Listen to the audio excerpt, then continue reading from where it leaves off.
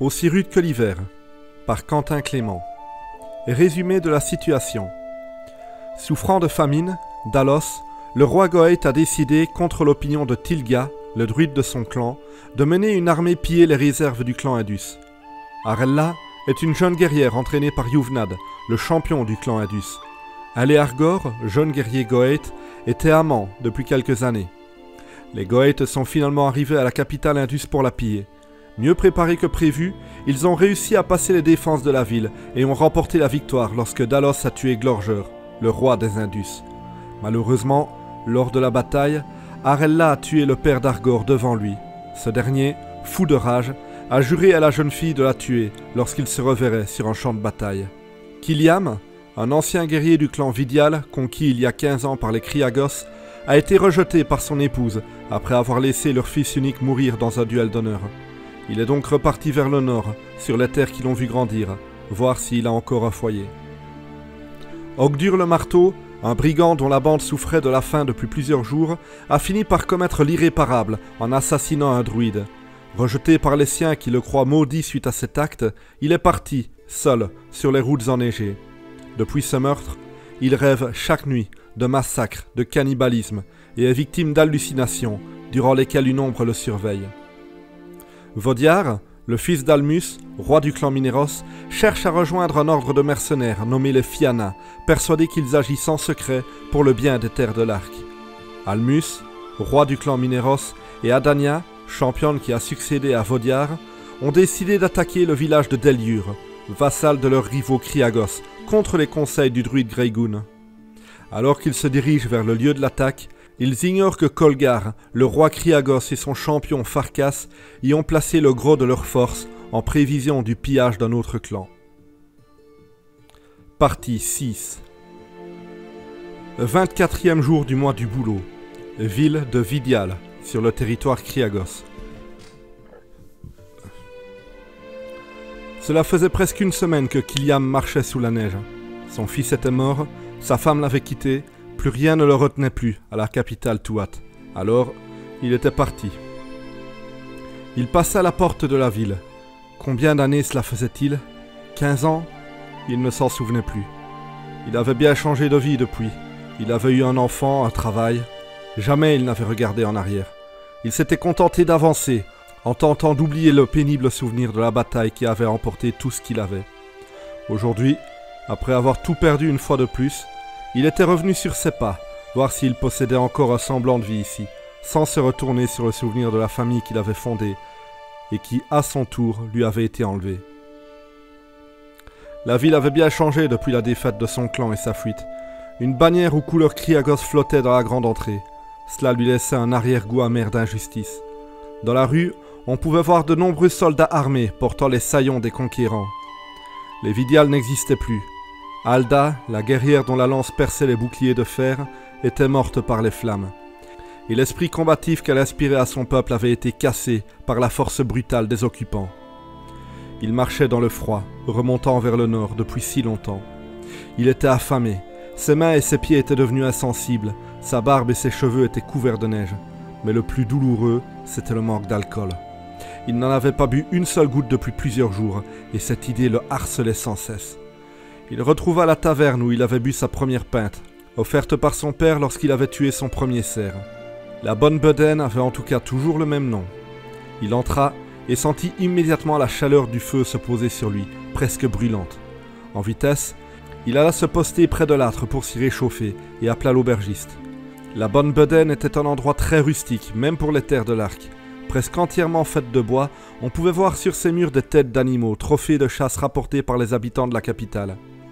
Le patron avait eu l'idée de permettre aux chasseurs de rapporter les têtes de leurs plus belles prises, afin de les accrocher au mur avec leur nom, pour que tous sachent qui avait tué tel ou tel animal.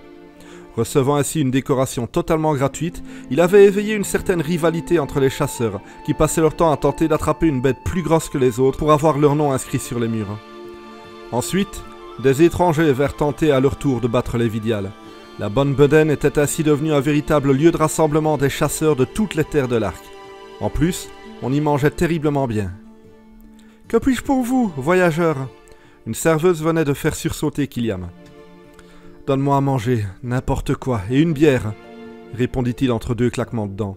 Sans attendre, elle lui présenta une table libre et partit donner la commande. Killiam regardait autour de lui. Un homme le dévisageait. Il se connaissait, ou plutôt il s'était connu, autrefois, mais il aurait été bien incapable de dire son nom. L'homme se leva et marcha jusqu'à la table. « On se connaît, n'est-ce pas ?» dit-il sans se présenter. L'homme était grand et fort, il devait avoir l'âge de Killiam. Il portait un vêtement de cuir souple, alors que dans son dos pendait un carquois rempli de flèches. Blond, les cheveux attachés en queue de cheval, il avait un visage sévère et ridé avec une mâchoire massive. Son regard était droit et franc, ses yeux bleus plongés dans ceux de son interlocuteur étaient clairs et pénétrants. Il aurait pu mettre la plupart des gens mal à l'aise. « Eh bien, j'ai grandi ici, alors si c'est ton cas aussi, alors oui, on s'est connus. Je m'appelle Killiam. »« Killiam ?» Il se rapprocha d'un mouvement sec, l'air incrédule. Killiam eut un mouvement de recul. L'autre le saisit par le menton et l'observa une seconde. Mais le voyageur s'en dégagea immédiatement et se leva, lançant un regard agressif au blond qui lui tripotait le visage. Ce dernier éclata de rire. « Mais tu ne me reconnais pas? C'est moi, Kaïdar !»« Kaïdar, oui, Killiam s'en souvenait. Ils avaient grandi ensemble, effectivement. Dans leur jeunesse, ils s'étaient plusieurs fois battus côte à côte dans des rixes, ou parfois même l'un contre l'autre. Ils avaient été amis dans son ancienne vie. Comment avait-il pu l'oublier ? »« C'est toi ?» s'étonna-t-il à son tour. « Mais oui, bien sûr que je me souviens, mais le temps t'a pas vraiment épargné. »« Ah ben toi par contre, tu es plus en forme que ce à quoi je m'attendais, » plaisanta le blond. « Et à quoi t'attendais-tu exactement ?»« Ben on te croyait tous morts, foutu cadavre. Allez, assieds-toi !» Riant toujours, il appela l'aubergiste et lui ordonna de mettre la note de son invité sur la sienne. Ensuite, tous les deux s'assirent face à face. « Alors, vas-y, raconte-moi ce qui t'est arrivé ces 15 dernières années. Après la bataille, tu as été porté disparu. Nous avons tous pensé que tu étais mort. » La serveuse revint et posa la bière devant Killiam, qui la but d'un trait. Il posa lourdement la chope sur la table, sentant le breuvage le parcourir lentement. De l'alcool, enfin. Il plongea un regard à la fois dur et mélancolique dans le récipient vide. Il était en contraste total avec son vieil ami si souriant. Je suis parti vivre chez ma femme, j'ai démarré une nouvelle vie, j'ai essayé d'oublier ce jour funeste. « Ouais, on n'oublie jamais le destin de son peuple, » répondit Kaïdar, devenu sérieux d'un coup. « Les dieux en ont décidé ainsi et t'ont fait revenir à nous. Que s'est-il passé pour que tu reviennes ?»« Eh bien, moi et Kolda, nous avons eu un fils, Hagen. Il est mort dans un duel d'honneur, et elle m'en a tenu pour responsable parce que je n'ai pas empêché ce combat. Alors, elle m'a quitté. » Il fit une pause. Kaïdar en profita pour reprendre la parole. « Pour ce que ça vaut, je trouve que tu as agi correctement. Si ton fils avait un duel à faire, tu ne pouvais pas l'empêcher. Mais ça, jamais ma femme n'a accepté de le comprendre. Alors je suis revenu ici, voir si j'avais encore une vie. »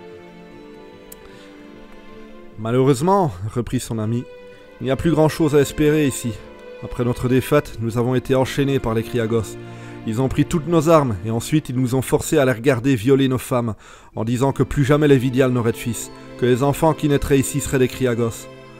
Les naissances ont eu lieu 9 mois plus tard, et leurs pères ne savent pas s'ils sont bien leurs enfants ou ceux que les Kriagos ont fait ce soir-là. » Killiam serrait les dents en écoutant le récit du sort que les conquérants avaient réservé à son peuple. Une rage sans nom montait en lui. Comment des guerriers des terres de l'Arc pouvaient-ils faire cela? N'avaient-ils pas d'honneur? Ensuite, ils ont donné nos armes à leurs guerriers. Plus aucun Vidial ne porte l'épée, et les soldats postés en permanence dans toute la ville nous empêchent de nous soulever. Les forgerons sont surveillés de près, et les marchands ne passent plus ici. Les Kriagos nous font payer un impôt énorme, et il nous est impossible de nous soulever parce que personne n'est armé correctement, et que de toute façon, personne n'oserait. Ils ont laissé un homme du nom de Draxar à la tête de la ville, une véritable ordure. Kaïdar cracha sur ce nom. « Eh bien, j'aimerais bien rencontrer ce Draxar et réclamer ma maison, » expliqua Killiam. Son ami écarquilla les yeux. « Tu rêves? Tu veux réclamer une chose qui ne t'appartient pas? Ta maison a été offerte en cadeau à Rergaren, le guerrier qui a tué Alda, et c'est pas vraiment le genre à offrir ce qu'il possède. » « Très bien, j'irai rencontrer Draxar alors, dès que j'aurai mangé. » La serveuse porta un plat de viande de porc à la table et le posa devant Killiam qui y mordit sans attendre. Il était resté trop longtemps sans manger. « Tu es fou, » reprit Kaïdar. « Dans le pire des cas, Draxar va se sentir insulté et va te faire tuer. Et dans le meilleur des cas, il va rire et te faire jeter dehors non sans t'avoir fait passer à tabac. Ensuite, va prévenir Rergaren qui va te tuer. Tu vas perdre la vie dans les deux cas.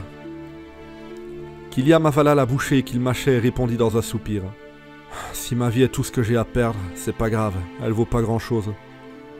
On doit tous mourir un jour, c'est ainsi, alors pourquoi sauverais-je ma vie aujourd'hui? Peut-être que je vais mourir d'une fièvre ou je ne sais quoi, l'important c'est pas de vivre. Kaïdar ne répondit pas. Il savait que son ancien ami était décidé. Que lui était-il arrivé pendant et après cette bataille pour le rendre si peu attaché à la vie? Le repas se termina sans plus échanger un mot. À la fin, Kiliam remercia le chasseur qui paya l'aubergiste et il quitta la bonne bedaine. Il avança vers la maison du chef de la ville. Le nombre de soldats Kriagos était impressionnant. Dans les rues, des hommes et des femmes étaient agenouillés, mendiant aux passants un peu de nourriture ou d'argent. Parfois, Kiliam croisait un corps inerte, mort de froid et abandonné dans la neige. C'était son peuple qui souffrait. Le guerrier enrageait. Il arriva devant la large maison qui dominait la place, s'avança vers l'entrée, mais deux gardes au saillon Kriagos l'arrêtèrent. « Dégage d'ici !» aboya l'un des deux en le pointant de sa lance. « Je suis Kiliam, du clan Kriagos, et je viens demander audience à Draxar. » Le garde ne se calma pas et répondit d'un air incrédule. « Tu portes pas les couleurs du clan, il n'est pas question que tu fasses un pas de plus. Maintenant, déguerpis avant que je t'encule avec ma lance. » « Effectivement, je crains qu'à part ta lance, tu ne possèdes rien qui puisse le faire. Tu l'utilises aussi quand tu dois satisfaire ta mère, dis-moi » L'homme fit un pas en avant, mais fut arrêté par le deuxième garde. « Calme-toi, va voir Draxar et dis-lui qu'un des nôtres veut le voir. La décision lui appartient. » L'enragé se calma et s'exécuta. Une minute plus tard, il revint. « Draxar accepte de te voir. Entre. » La maison était vaste. La pièce centrale était bien éclairée et riche de décorations.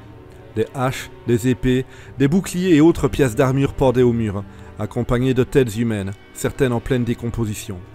Les trophées Kriagos étaient bien différents de ceux que les Vidials s'échangeaient autrefois à la bonne bedaine. Draxar l'attendait, assis à une table longue. Le chef de la ville était grand et massif. Crâne rasé, son visage ridé et la barbe blanche qui pendait en une tresse qui tombait jusqu'à son nombril témoignaient d'une vie bien longue. Les deux cicatrices qui barraient son visage, l'une frappant un œil crevé, témoignaient que cette vie bien longue avait été passée à faire la guerre. À son côté se tenait un druide. Grand et fin, ses cheveux étaient encore bruns, alors que sa barbe longue et taillée possédait quelques reflets roux. Il était beaucoup plus jeune que la plupart des druides que Kiliam avait rencontrés. Le sage prit la parole le premier. « Bienvenue parmi nous, Kiliam du clan Kriagos. Je suis Ergard, le druide de ce clan. Et je te présente Draxar, chef de la ville. » Kiliam baissa légèrement la tête, en signe de salutation et de respect. Draxar reprit immédiatement après. « Si tu es des nôtres, où sont tes couleurs? Tu portes aucun saillon. Donne-moi une bonne explication ou je te fais bouffer par les loups. Tu as 15 secondes. » « J'étais un Vidial, expliqua simplement et calmement Kiliam. Je ne suis pas venu ici depuis 15 ans. J'ai jamais eu de saillon aux couleurs Kriagos, voilà pourquoi je ne le porte pas. » « Alors tu es bien un Kriagos dans la théorie, répondit le chef de la ville. Mais tu restes de la race des Vidials. Tu nous es inférieur. Ne te présente plus jamais comme étant un Kriagos ou je te ferai écraser la tête à coups de marteau sur la place publique. Suis-je clair, sous-être » Kiliam serra les dents. Son peuple n'était-il considéré que comme des bêtes par cet homme? Il se rendrait vite compte que oui. C'est très clair. Bien, maintenant, qu'est-ce que tu me veux? J'ai un conflit avec un Kriagos du nom de Rergaren. Sa maison m'appartient et je viens la réclamer. Draxar éclata de rire. Il s'amusa quelques secondes de la plainte qu'il recevait, après quoi il se leva et avança vers Kiliam, affichant un air agressif. Rien n'appartient à aucun Vidial dans cette ville. Les maisons, les tavernes, les forges, tout m'appartient à moi. Et c'est moi qui déciderai qui vivra dans quelle maison. Rergaren vivra là où il est, et toi, tu n'as qu'à aller crever dans un puits. Dans ce cas, je demande à provoquer Rergaren dans un duel d'honneur. Le chef de la ville colla son visage à celui de Kiliam. Les Vidials n'ont pas d'honneur. Mais soit, Rergaren va te tuer de toute façon, et tu ne m'ennuieras plus comme ça. Draxar appela l'un de ses serviteurs et l'envoya chercher le guerrier qui avait tué Alda. Le convoqué arriva très vite et entra dans la grande salle. Immédiatement, Kiliam se sentit intimidé par la stature de son futur adversaire. Immense, il devait faire 2 têtes de plus que lui. Ses bras étaient aussi épais que des troncs de chêne, et dans son dos pendait une épée à 2 mains à la lame large. Le nouvel arrivant salua le chef de la ville, qui sans attendre lui expliqua la raison de sa convocation. « Vois-tu, Ergaren, ce Vidial prétend que la maison que tu habites est la sienne. »« C'est ma maison, » répondit le guerrier. « Un butin que j'ai gagné au combat. »« Tu n'as rien gagné du tout, » reprit Kiliam. « J'en suis le propriétaire et je me tiens bien vivant devant toi. Comment peux-tu prétendre l'avoir gagné au combat alors que jamais nous ne nous sommes battus ?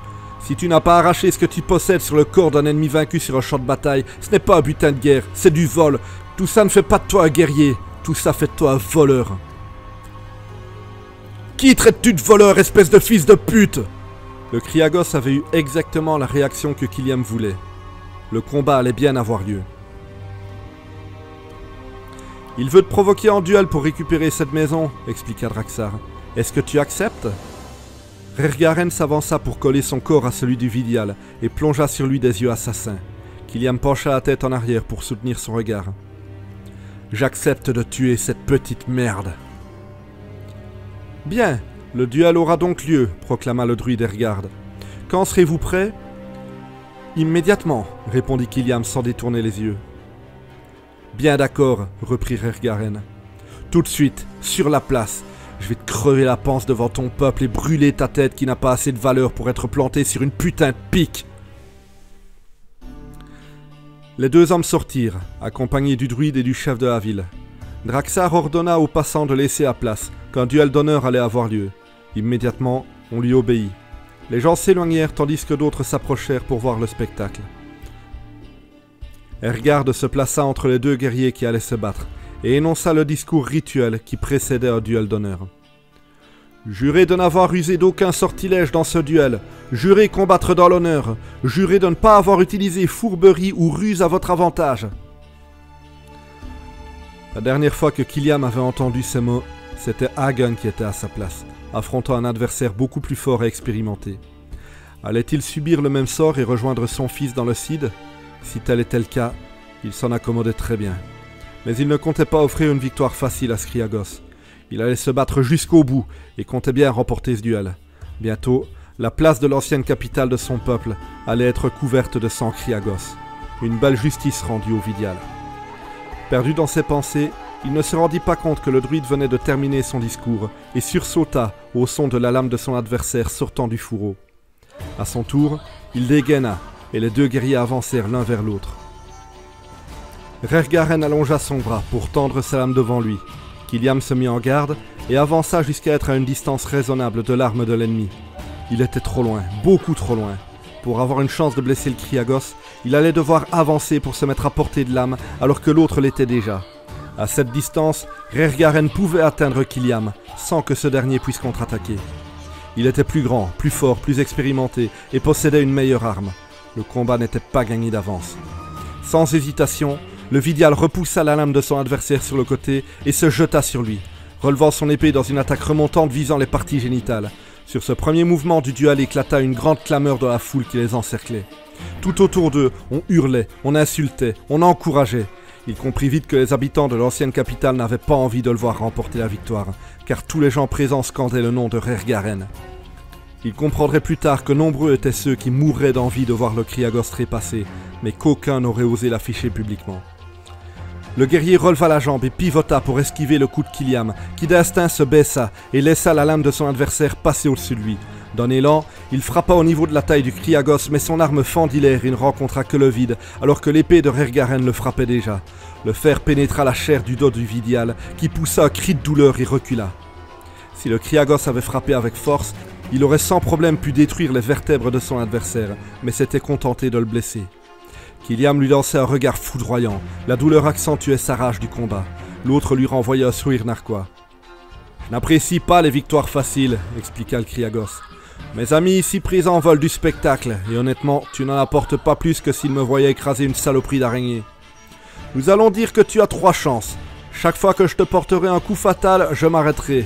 Et la 3e fois, tu mourras. Attention, Vidial, il ne te reste que 2 chances. »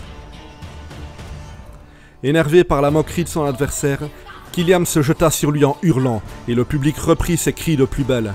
Il repoussa la lame pour pouvoir avancer, frappa, para, esquiva.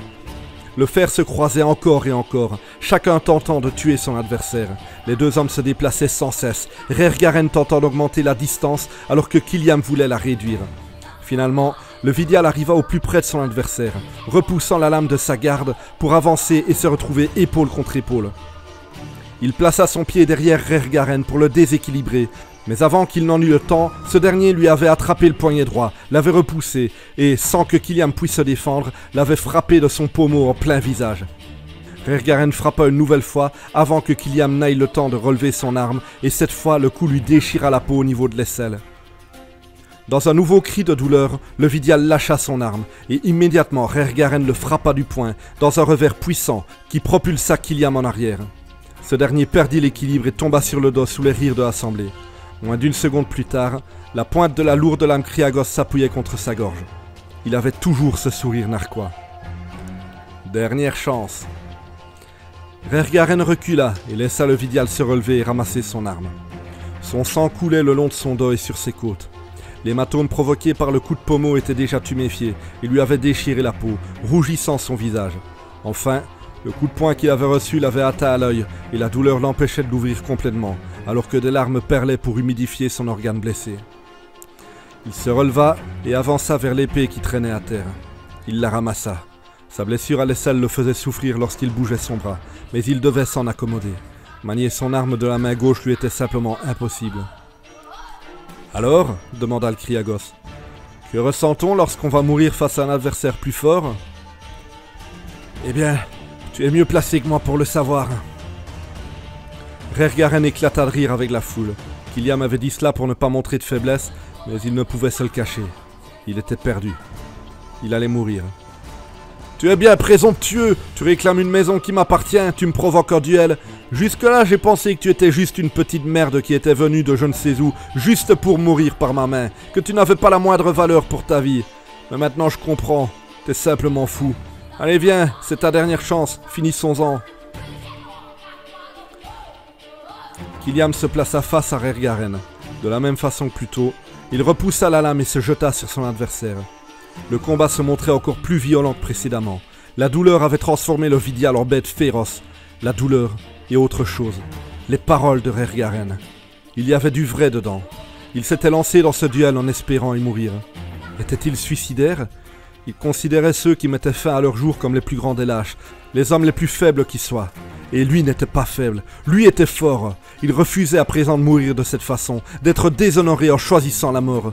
Il allait vaincre, il allait vivre, et vivre jusqu'à la fin en guerrier, sans baisser les yeux, en faisant face à tous les malheurs que les dieux lui présenteraient. Ses jours de perdant étaient bien derrière lui. Il venait d'en prendre la décision. Les chocs du fer s'élevèrent, se mêlant aux cris enragés de la foule et aux grognements des deux hommes. Les hurlements du métal entonnaient la musique qu'aimaient les guerriers, le son rythmique des coups et des parades, des cris de rage et de douleur. Le monde s'effaça autour de Kiliam. Plus rien n'existait en dehors du cercle. Plus rien, à part lui, son épée et Rergaren, un adversaire qu'il devait renverser. Le Kriagos reculait pour rester hors de portée de son ennemi, mais continuait de frapper. Kiliam esquivait, parait, mais jamais ne cessait d'avancer. Profitant d'une faille, Rergaren frappa du pied le Vidial qui reçut le choc en plein estomac. Il recula et son adversaire tenta de le trancher de façon verticale. Hurlant, déterminé à mettre fin au combat sur ce coup, il frappa de toutes ses forces. Kiliam fit un pas de côté, laissant l'arme passer à côté de lui, et d'un coup de sa propre épée frappa la lame de son adversaire vers le bas. La pointe s'enfonça dans le sol gelé et s'y figea. Avant que le Kriagos n'aille le temps de la retirer, le Vidial remonta son épée pour frapper la gorge de son adversaire. Le coup trancha et Rergaren tomba au sol, pressant de sa main la blessure. Kiliam s'avança vers lui. Il était couché sur le dos, tremblant, du sang coulait entre ses doigts et sa respiration en expulsait de sa bouche. « Tu n'aurais pas dû me laisser la moindre chance, c'était vraiment stupide. » Et d'un geste, il enfonça la pointe de son épée dans les entrailles du mourant. La foule s'était tue. Le vainqueur regarda autour de lui, mais ne vit que des visages sévères et haineux. « Tu as tué Rergaren, fils de putain !» rugit Draxar en portant la main à son arme. « C'est exact !» intervint Ergard. « Il a tué Rergaren dans un duel d'honneur, et a donc, comme convenu, gagné le droit de vivre dans sa maison. » Draxar lâcha son arme. Le druide avait parlé et avait raison. Les termes du duel avaient été acceptés par les deux guerriers. Aucune vengeance ne devait être prise. Kiliam sourit à Irgard. Certains druides avaient tendance à oublier leur rôle et à se soumettre au roi qu'ils côtoyaient. Ce n'était pas le cas de celui-ci. Et Draxar semblait l'écouter et respecter sa parole, comme le devait faire n'importe quel chef de village. Il s'avança vers le victorieux et lui fit face. Rergaren est mort avec honneur. J'ai hâte que la même chose t'arrive. Méfie-toi, la vie est dangereuse pour les Vidiales. Kiliam comprit le message. Il allait suivre le conseil du chef et se méfier. Mais pas tout de suite. Demain. Cet instant devait n'être que réjouissance. Il avait retrouvé une vie. Il avait perdu la première lorsque la capitale avait brûlé. La deuxième lorsque Hagen avait été tué. 2 fois il était mort, et chaque fois, une nouvelle chance lui avait été offerte. Comme lors de son duel avec Rergaren, il avait eu droit à 2 erreurs. La troisième lui serait fatale. Et face à la vie, comme face à un homme, il ne tenait qu'à lui de se battre et de sortir victorieux de cette lutte à mort. Comme lors de son duel, il était décidé à vaincre. Ses jours de perdant étaient bien derrière lui.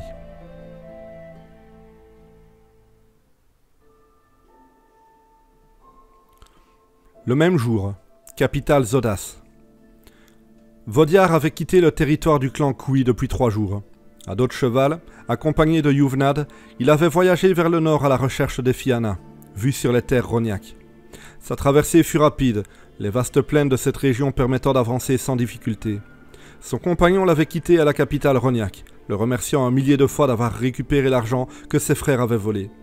On lui avait ensuite indiqué que ceux qu'il cherchait avaient continué leur route vers le nord, précisément ici, dans la petite ville qui servait de capitale au clan Zodas. Vodiar connaissait bien l'endroit. Plusieurs fois, il l'avait visité avec son père, le roi de Mineros. Les Zodas étaient un peuple simple, des fermiers, des vignerons, des charpentiers. Quelques générations plus tôt, lorsque Mineros et Kriagos s'agrandirent, les deux finirent par étendre leurs frontières jusqu'à celle de ce petit clan. Sachant qu'il ne survivrait ni à l'attaque de l'un des géants, ni à celle de l'autre, le roi de l'époque demanda de lui-même un traité de non-agression aux Kriagos, proposant de leur payer un impôt comme n'importe quel vassal en échange de leur protection, mais en gardant leur indépendance. Les Kriagos acceptèrent, et toujours aujourd'hui, les Zodas étaient libres. Libres, tant qu'ils restaient soumis. Plusieurs fois, Almus avait envoyé des émissaires proposer au petit clan de cesser de payer les Kriagos et de recevoir la protection des Mineros gratuitement. Mais la peur de la punition de leur maître avait toujours été trop forte pour qu'ils acceptent. En passant la porte de la ville, Vodiar sourit de l'ironie de la situation. Il avait traversé les terres de l'Arc du nord au sud, puis du sud au nord, pour finalement retrouver les Fianna ici, juste à côté de la capitale Mineros. Car ils étaient bien ici, le garde à l'entrée le lui avait certifié. Il touchait enfin au but. Il n'eut aucune difficulté à les trouver, les Fianna ne passant jamais inaperçus dans une ville aussi petite. Fut-elle capitale. On lui indiqua que ceux qu'il cherchait étaient logés à la taverne du vieux chevelu. C'était un lieu plutôt humble, peu décoré, calme. Était-ce parce que les gens n'avaient pas assez d'argent pour le dépenser dans une taverne? En tout cas, l'endroit parfait pour que des visiteurs aussi prestigieux que les illustres Fianna puissent se reposer d'un long voyage. Il les reconnut immédiatement. Leurs saillants gris, leurs plastrons de métal étincelant imitant la forme d'une musculature impressionnante, cet uniforme qui pour Vodiar signifiait la noblesse même. Le fait que l'on était un Fiann, un guerrier issu de l'élite des terres de l'Arc, combattant pour que la justice soit rendue aux plus faibles. Des mercenaires payés pour aider ceux qui en avaient besoin. C'était du moins ce qu'il voulait croire. Il avait passé énormément de temps à lire leurs légendes, leurs exploits, les récits des batailles dont ils avaient changé le cours. Jamais il n'avait été dans le camp de l'injuste ou de l'oppresseur. Plusieurs fois son père l'avait mis en garde, lui expliquant que l'histoire était écrite par ceux qui gagnaient les guerres, et que ceux qui gagnaient les guerres n'écrivaient jamais qu'ils l'avaient fait pour le pouvoir et l'or. Mais Vodiar ne l'écoutait pas. Il voulait croire que quelque part des hommes et des femmes se battaient du côté des faibles, comme il l'avait fait pour Yuvnad. Il voulait croire qu'il y avait du bon dans le monde, des guerriers à l'âme aussi pure et étincelante que le plastron des Fianna. Il s'avança vers la table. L'un des guerriers le remarqua et attira l'attention des autres. Leur conversation s'arrêta et ils se tournèrent vers lui. Vodiar n'avait aucune idée de la façon dont on pouvait demander à devenir Fiann. Alors il le fit de la façon la plus simple et la plus directe. « Bonjour messieurs, je suis Vodiar, un indépendant, et je veux rejoindre l'ordre des Fianna. » Les 5 hommes à la table rirent de lui. Il aurait pu penser qu'il riait de bon cœur d'une plaisanterie ou que c'était l'alcool, mais non, c'était un rire gras et grossier. Personne n'aurait pu douter une seule seconde qu'il se moquait de lui. « Encore un petit garçon de ferme qui veut devenir un héros !» s'écria l'un d'eux, renforçant l'hilarité de ses compagnons. L'homme se leva et s'approcha de Vaudiard, un sourire narquois aux lèvres. Il était le plus grand de la tablée, les épaules massives et des bras épais comme des troncs d'arbres. Ses mains étaient larges et calleuses.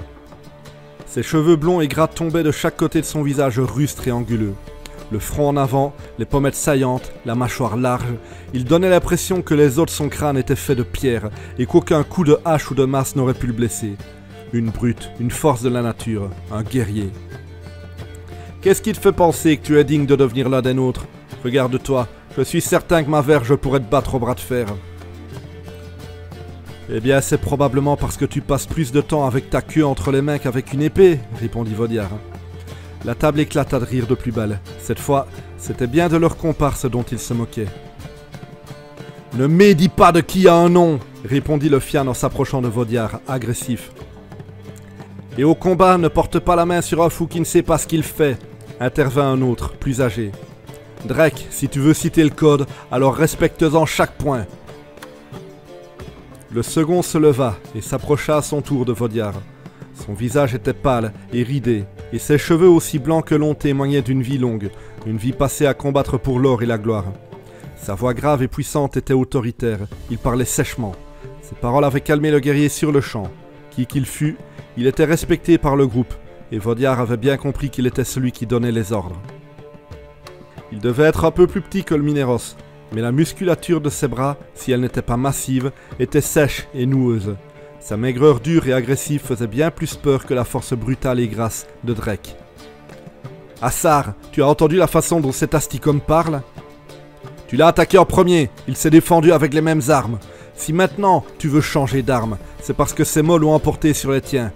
Accepte ta défaite maintenant. » Mais, Assar, accepte ta défaite maintenant ! Drake lança un dernier regard haineux à Vaudiard et quitta la salle en direction des chambres. « Je vous remercie, dit simplement Vaudiard à celui qui, visiblement, commandait. L'homme se rassit et observa son nouveau postulant avec attention. Ce dernier s'approcha de la chaise libérée par Drake. « Puis-je m'asseoir avec vous » demanda-t-il. « Pas avec nous, non » répondit Assar, toujours aussi sèchement. Surpris, le Mineros recula d'un pas. « La hache qui pend à ta ceinture, je veux la voir. » Le chef du groupe tendit la main. Sans poser de questions, le postulant s'exécuta. Il dégaina son arme et la donna à Assar, qui l'observa un moment avant de la rendre. « Vois-tu, commença-t-il, Drake est beaucoup de choses. Il est rustre, violent et il manque d'intelligence. Mais c'est un brave et il est franc. Or, je refuse qu'un menteur s'asseye à la même table que moi. Voilà pourquoi je l'accepte, lui et toi, non. » « Pardonnez-moi, mais je ne comprends pas, » balbutia Vaudiard, embarrassé. « Ces deux haches que tu portes à la ceinture, elles sont trop bien travaillées pour se retrouver entre les mains d'un indépendant. Non, des armes pareilles ont été forgées pour quelqu'un d'important. Tu dis t'appeler Vaudiard. J'ai entendu parler d'un Vaudiard, un rouquin comme toi, qui porte le même genre d'armes. Champion du clan Mineros et d'après énormément de gens, c'est lui qui sera élu roi des Mineros à la mort d'Almus, son père. Y a-t-il un lien entre ce Vaudiard et toi-même ? » « Eh bien oui, c'est moi, » répondit franchement le postulant. « Alors pourquoi dire que tu es indépendant ? Vous l'avez dit vous-même, j'étais champion des Mineros et destiné à devenir roi.